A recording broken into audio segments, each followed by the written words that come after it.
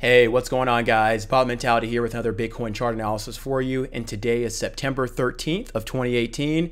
And guys, we have finally started to see some action here on Bitcoin to the upside, which is very, very relieving. You know, yesterday we talked about this little spike we had up here into that 6,400 resistance level. However, today we actually did see some more continuation, a nice steady grind there and a higher low made. So I'm going to go ahead and jump into where I see the price going here, what my thoughts are, the news that helped this move along, and how I plan on a trade the next couple patterns here. Hopefully that'll set up. So we'll go ahead and jump into it, guys. So the very first thing we need to talk about is, remember, we were focused yesterday on the channel between Bitcoin 6,400 and Bitcoin 6,130. We talked about that for the past couple videos now. We've been trading through this for what, 6 days, 5-6 days? Just up and down within this channel here. And so now what we actually saw here, and I tweeted this out yesterday, we started to see a nice steady curl here on Bitcoin towards that higher resistance level. And so as we saw this steady curl here to the upside, that was the first sign that we were going to go ahead and make another attempt there at 6,400.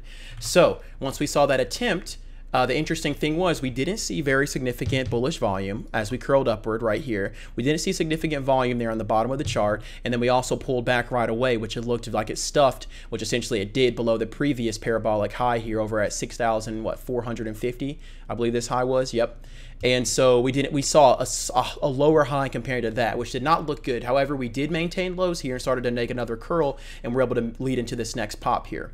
So what helped this along as far as this second portion of the move in order to help sustain Bitcoin here and head up to the next price level wasn't just the fact that we consolidated here for so long, but also there was some news that came out regarding Morgan Stanley. And essentially what this was discussing was the fact that they're going to be offering Bitcoin derivative trading here soon.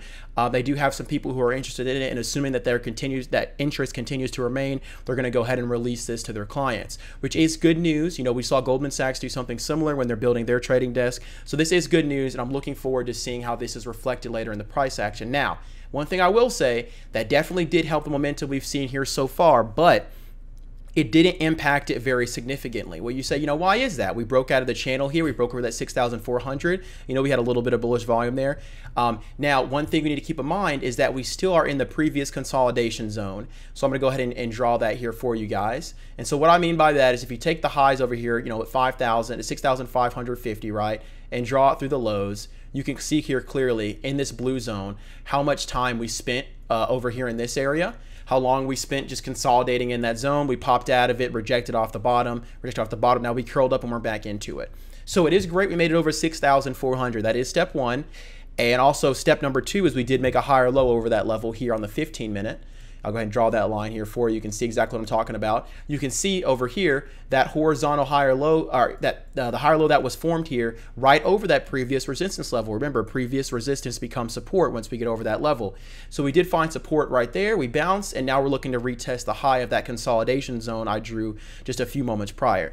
What's very important, guys, is we need to make sure that we, in this consolidation zone right here, we need to make sure we can break out of this. Essentially what could happen is we could just trap in here and then break back down below because of the fact we haven't seen very significant volume on higher time frames, which I'll demonstrate later. So we are back in this zone. Great. That's step one. Step two, we need to break out of this zone because my ideal risk, which I talked about previously, was either the 6,400 or the 6,500, which I'll go ahead and draw that line now. You can see we're having trouble holding that. I'll put that in orange there for you. So if we're able to break over that 6,500 level, see a breakthrough over here, and then pull back, consolidate on that for a while, maybe start to gear before we break the 6,800, that's going to be a good sign. However, in the big picture, we haven't seen much momentum here yet. The price targets were definitely a lot higher that a lot of people were tossing around. This move hasn't quite met the expectations of the bulls. Now, I will say in alternate coins, we have seen really nice moves. We saw Ethereum moving about 11% since the beginning of the 13th. Last time I checked, we saw EOS moving about 11% since the beginning of the 13th. And man, it looks like it's went even higher than that now. So the alternate coins definitely did show a move that was very satisfactory. This was the kind of move we wanted here on Bitcoin. If you notice that EOS broke out over its previous consolidation zone significantly, right? You see, if we were to draw a line right here at the high of its consolidation zone, it broke out over that significantly. If we go to Ethereum, it's going to be a little bit different because Ethereum's so so oversold. So while this is going to be a bad example. But if you just compare the EOS and how it broke over its previous consolidation zone to Bitcoin, you'll see that Bitcoin hasn't quite done that. You know, if we draw a high here, it hasn't quite done that. So that was the move we were looking for on Bitcoin. That at 6,650 area would have been nice. But we're just having a lot of trouble here on that 6,500. So on higher time frames, what does that mean? Let's jump over here to the 4 hour, see what we see. So one of the very first things here is that we did break upward from this consistent lower high pattern, which is fantastic. Hopefully we can find support on that 6,400, which is where we bounced off of, and continue heading higher. That'd be fantastic. I was expecting a more violent move to the upside or the breakdown. We didn't get that violent move to the upside, so hopefully we can continue to grind here and pull back for a optimal entry for myself, maybe around that 6,450 level, depending on how that 6,500 holds. That would be nice. However, look at the bullish volume here on the 4 hour, guys. It's just not standing out, even with that Morgan Stanley news. This doesn't seem to be very satisfactory. And if you couple the fact that we have this price action along with the Bitfinex shorts and longs, the shorts increasing and the longs not really moving too much, it gets to be a little bit interesting. You got to start thinking about what's going on behind the scenes.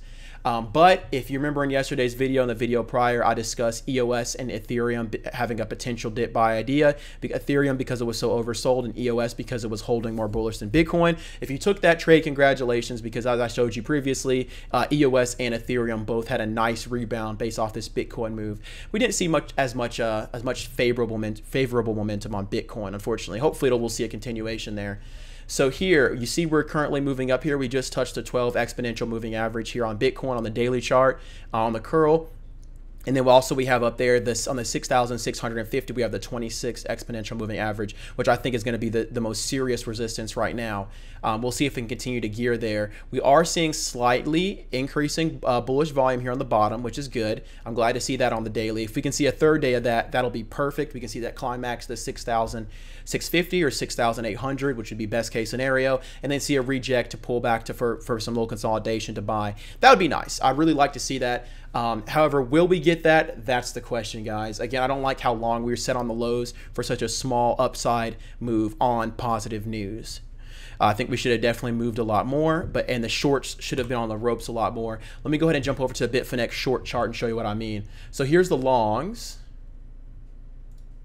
Here are the Bitfinex longs here on the hourly. You can see here that as we were seeing that curl up into the 6,400 retest and 6,500 test here on the longs. We saw a steady increase in the longs as we did that. However, once we hit that 6,500, we saw a stall in the Bitfinex longs, and then we saw a dump, and they're just giving back their profits. And right now we're seeing another stall, and it looks like we're going to head a little bit lower if they take more profits if we're unable to reclaim that 6,500 level, which is what we're testing right now.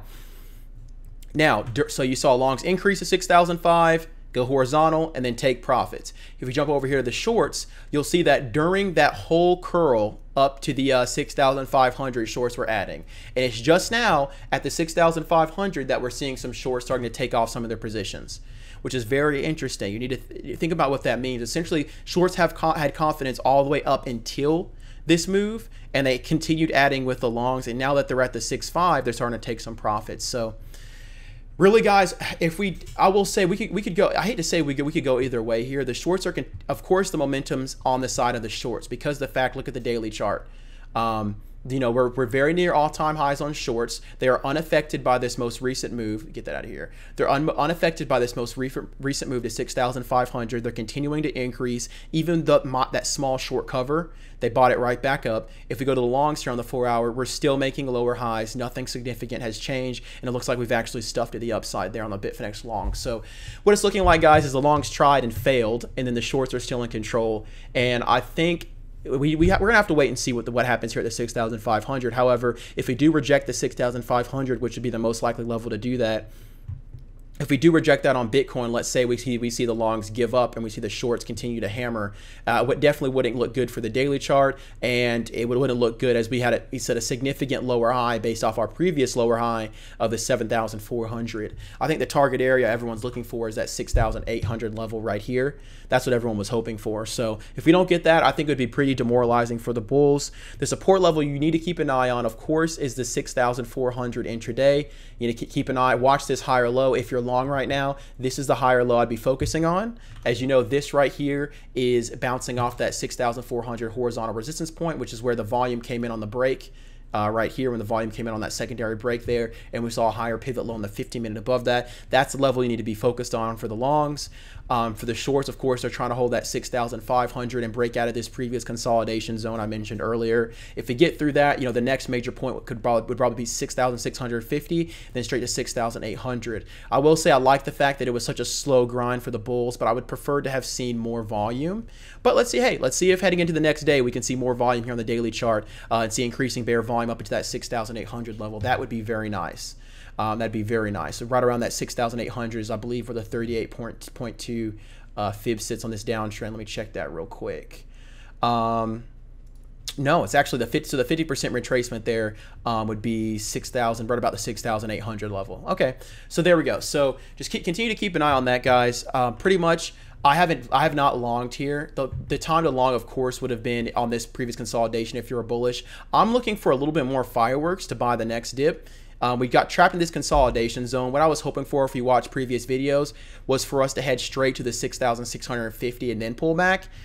We didn't get too far up here on the 6,500 before pulling back, and now we're on the 6,500 again. So continue to watch those two levels, guys. I'm remaining patient here, as on the daily chart, not much has changed. We're still hanging on a significant lower high from that previous level of 7,400, and we have a long way to go to get over this 26 exponential moving average and that 6,800, and to get back to the high. So I'm remaining patient here and waiting for my prime opportunity. So that's all I got for you guys today.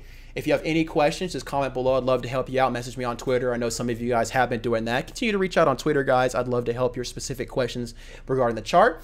And as always, guys, continue to stay focused on controlling your emotions and developing that bot mentality and learning how to trade like a machine, guys. I'm out of here. Peace.